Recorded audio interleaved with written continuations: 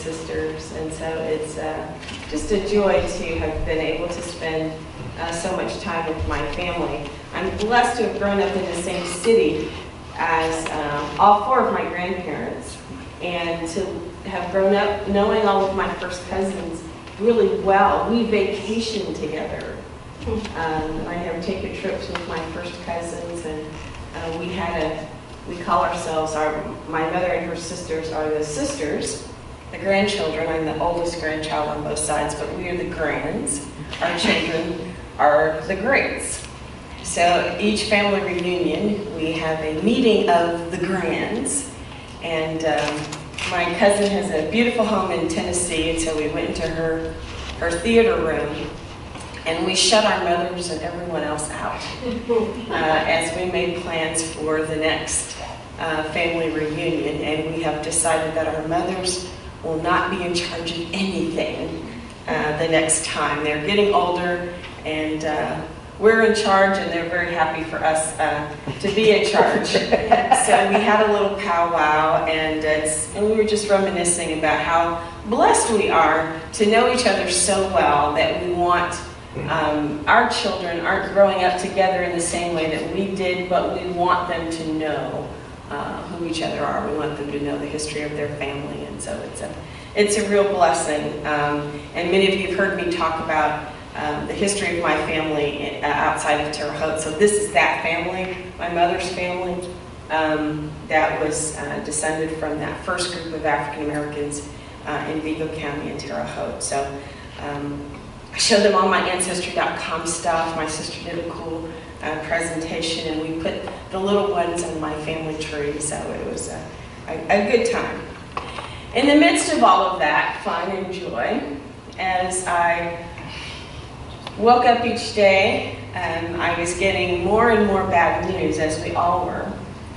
And then finally, Wednesday night, as we returned to our hotel, ready to head to Chattanooga on Thursday, we heard the news of everything that had transpired in Dallas.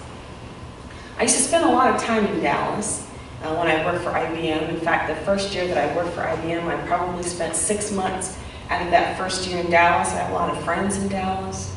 I contemplated a move to Dallas at one point in time because of a previous relationship that was like Walter. And so, glad I didn't move there. I might not have met Walter if I had done so. But our country is experiencing a very complex set of emotions, a very complex set of circumstances. And as I have listened to the news media, as I have gotten texts and phone calls and looked at the posts of so many of my friends from so many different parts of my life, it's amazing how different people respond to this kind of trauma and violence depending upon who you are and where you sit. I have to say that many of my friends who are preaching today are white ministers preaching to predominantly white congregations. Many of my friends are black ministers preaching to predominantly black congregations. I have a particular task because I am a black minister preaching to a predominantly white congregation. And the place where I stand in relationship to these events is a very different place than where you sit and stand. So I cannot say the same kinds of things that I would say at Salem or Light of the World. I am called to you. And it's days like today where God has actually made it kind of clear why I, in particular, may have been called to this church. You may not have ever thought about why you called a black woman to be your pastor. You would probably tell me, well, we thought you were the best option. We thought you were a great candidate. I have, on the other hand, always wondered, how did I get called to a white church? Not that there's anything wrong with that. I love you all dearly.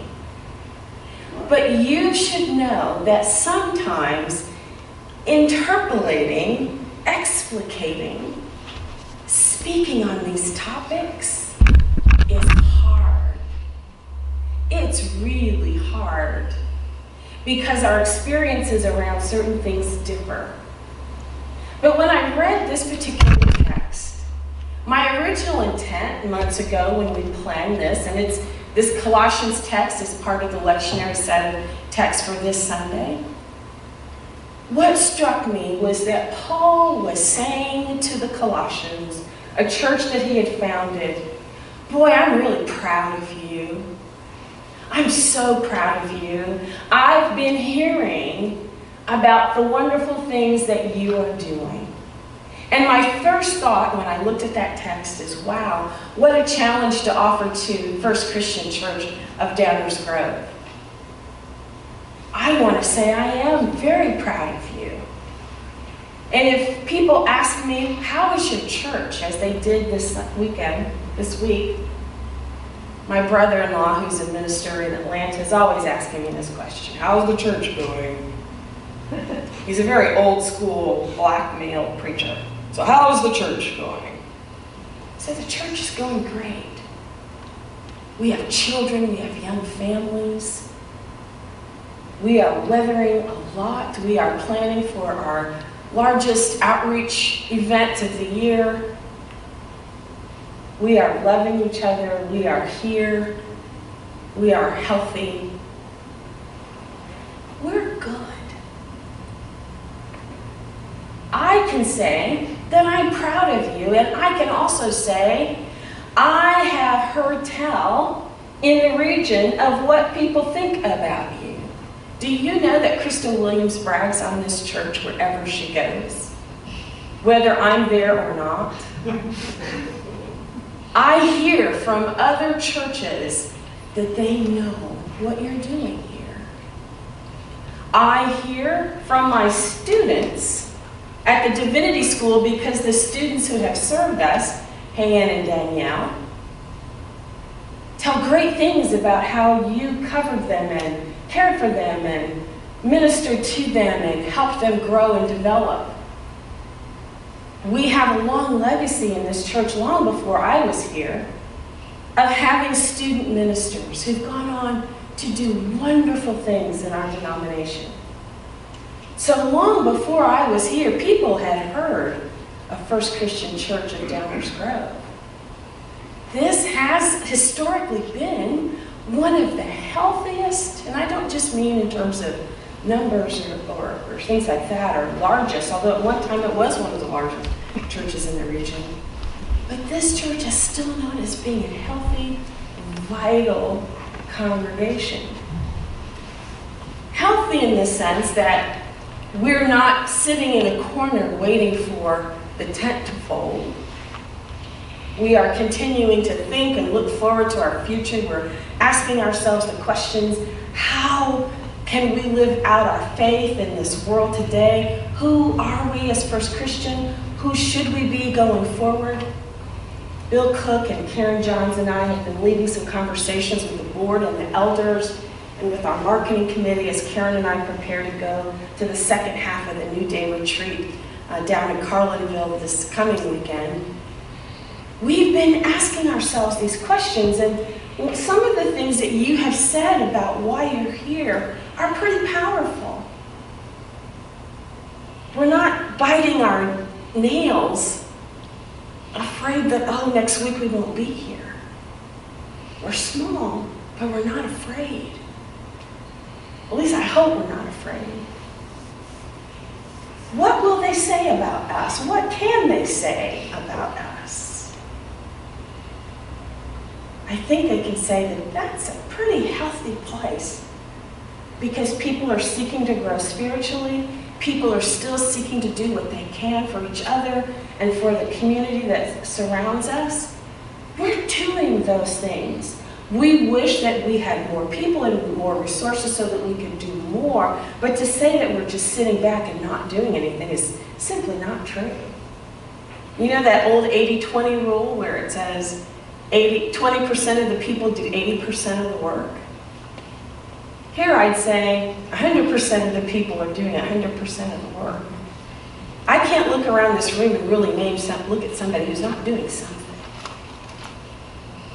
That's health in a way. So what will they say about us, I thought? Well, let's offer that challenge to First Christian Church. Paul tells the Colossians, I've heard of your faith in Jesus Christ and of the love that you have for the saints of God. I can say that about First Christian Church. But today in 2016, in a week where we've had 2 reported killings of black men by police, with a video that makes it very hard to contradict the facts as they are. Unreported police shootings of young Latino men this week, at least 4 that I've heard of in the media. There is a Latino community that's working to figure out how they can raise the profile of those particular incidents. So it's not just young black men, but it's also brown men. And there are also the killing of 5 police officers by what can only be described as a deranged young black man. We cannot condone either of these situations, and we can't, by claiming pain for one, dismiss the other.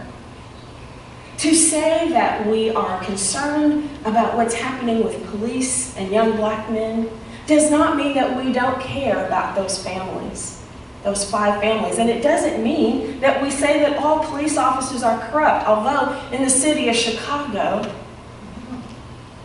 there are probably a higher percentage of corrupt cops. We know this because of scandals of police torture.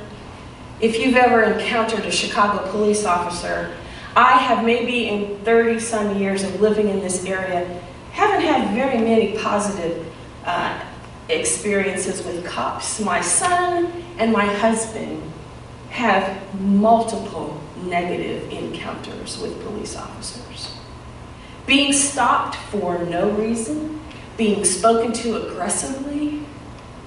There are stories that my son is only now telling me of being in the car with his dad, and his dad said, "Don't tell your mom what happened. She'll be upset." So I'm not talking about something that I don't know about. And I've never heard such glowing remarks about any police department other than Dallas. They seem to have a great thing going. How exciting to see people standing in line, showing and offering support for the police. So this isn't either or, it's both and. Violence is never an answer. But I've seen a lot of people on my Facebook feed, and a lot of my black friends have made this comment, that people speak out in support of the police, but they won't speak out in anger against what is also happening to young black and brown people at the hands of police. We have to speak out to both. So if the church is silent, and our church put out a wonderful statement that Sue saw and posted on our Facebook page with all the heads of the general units, saying that to be silent against these matters is sin. To not condemn the young man who shot those 5 police officers would be sinful. To not condemn the police officers responsible for the killing of those black men would be sinful. To be silent is not helpful. Elie Wiesel, who just died a couple of weeks ago, or last weekend actually, said that neutrality is not a good place to be. You got to either be for or against evil. Because if you're neutral, where you put yourself is on the side of the oppressor, on the side of wrong. Martin Luther King, when he was in Birmingham, wrote a letter to a group of white clergy who were urging him, now is not the time. Dr. King, this is perhaps not timed well. Just, calm everyone down, slow people down. These were clergy, including the great Reinhold Niebuhr. Dr. King wrote his infamous letter from Birmingham jail saying, I don't know of any social justice action that's ever been well timed. Are you trying to say that injustice is well-timed and so my fight against it is not well-timed? Why we can't wait, he said. And there is no greater sin than the silence of good people in the presence of injustice. So what, Christian church, will they say about us when the record is written? Will they say that the people of God stood up and said, this cannot continue to happen? Will they say that the people of God said, what on earth are we doing? Why must it be that I have to continue to tell my son, 26 and grown, be careful out there? Reminding my husband, be careful out there. My cousins and their children, some of whom are just learning how to drive, we all talked about the conversations. My cousin's husband is a doctor. They live in a fabulous subdivision. Their home was probably about 8,000 square feet. They are a very upper-class family living in a predominantly white community. They go to a private Seventh-day Adventist school, and their kids are still profiled. So class, money, education. My husband drives a luxury car. He always has. He likes those kinds of cars. He has degrees from Northwestern and Butler University. I have a degree from Harvard. None of that makes any difference when my husband is pulled over. None of that makes any difference when my son and husband are, or even I am followed. Do you know I pay attention to how I dress when I go shopping? Because I don't want someone to think that I'm a certain kind of black person. That's why I dress up more than you might. Because I can't just go in my jeans and flip-flops into a store. People will make assumptions about who I am and where I come from. What will the church say? What will they say about this church?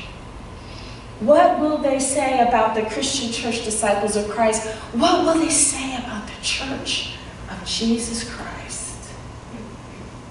Will we be silent? Will we be neutral?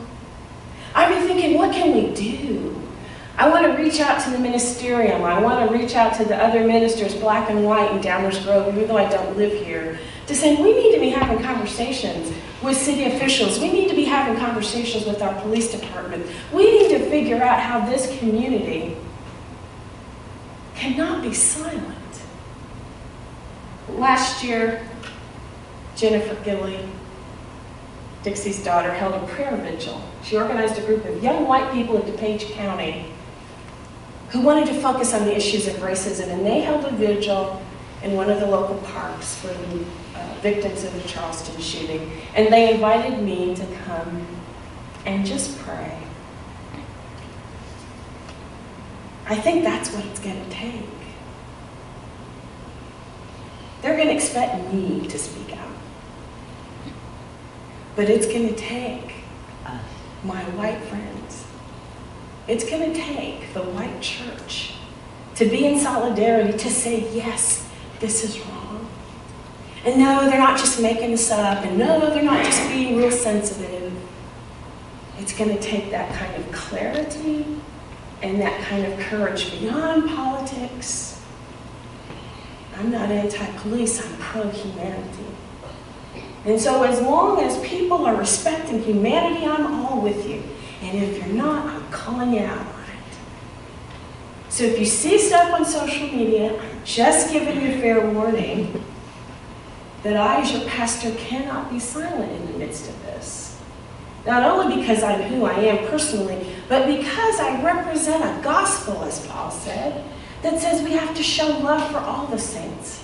And I have condemned the young man who shot those police officers, as well as condemning the police officers who have killed those men. And I'll continue to do that. Black Lives Matter is not a violent organization. It's not. I know lots of people here in Chicago who are affiliated with Black Lives Matter. You have opportunists who use those situations. That march in Dallas was very peaceful. There was a black woman who was interviewed on the news talking about her conversation, walking along, talking to the police officers. Things were fine, and when the bullets started to fly, the police officers were grabbing and shielding people and helping move people off. So that's the real story of Dallas. The real story of Dallas was not that a group of people decided to kill police. One person decided to do that. One person in Orlando took it upon themselves to kill people at that gay bar. We have to name those people, isolate that, and make sure that it doesn't get in the way of our understanding who we are and who our issues and what our problems really are. It's going to take conversation. It's going to take honesty. It's going to take some tough conversation in this country. But if we want the church to be seen as the people who have faith in Jesus Christ and of the love that you have for all the saints because of the hope laid up for you in heaven. Paul says, you have heard of this hope before, the word of the truth, the gospel that has come to you. Just as it is bearing fruit and growing in the whole world, so it has been bearing fruit among yourselves from the day that you heard it and truly comprehended the grace of God. We're going to be beginning our fall Feed the Body and Soul by reading Shonda Jaw's book, Pre-Post-Racial America, Stories from the Front. It's a book of stories about different people and their different experiences, and I think it will give us an opportunity to explore and listen and have conversation. And we'll invite other people from the region who may want to share this with us. I'm had already been in the process of developing some special diversity training conversations for entering students at the Divinity School, and my resolve is only strengthened to know that the next generations need to know how to talk to one another. And as the people of God, we have to learn how to do that too. There's a resolution or consideration for the General Assembly that says we need to stop having these resolutions where we vote on things at the Assembly. Huh? We can't come together as the people of God and deal with issues on which we may disagree with love and honesty? Then why have a General Assembly? We say essentials unity and non-essentials liberty and all things love, and yet we're afraid to have conversations because we might disagree. That's who we are. I hope that you don't ever have a problem with voicing an opinion or a perspective that might be different from someone else's, because the love of Jesus Christ compels us to hear you. The love of Jesus Christ compels us to honor and respect you. The love of Jesus Christ compels us to make room for that difference, because it's the power of the gospel. It's what people will say about us if we do anything else but be just and loving. And that's what's most important. Jesus said, what will they say about them? I want them to be one, so what people will say is that, wow, this Jesus thing, this gospel thing, it must be real. Look how they love, look how they care. Look at the courage they have to stand for what is right. That's what I want people to say about this church. That's what I want people to say about all of us who claim to be followers of Jesus Christ. What will they say about us? I hope they say that those people care. Those people love. Those people are not afraid to stand up when it's time to stand up. I hope they say those people love everybody. Those people respect everybody. They may not understand, but they make room for everybody. So let's continue to pray for our country, pray for one another. You may not know that many black people. You may not know that many poor people. You may not know that many Latino people, but you understand that all are created in the image of God. And we've got to get beyond our little space because the gospel requires it. The gospel requires that we stand for the truth of God's love for all people. What will they say about us? That's the challenge I leave you with.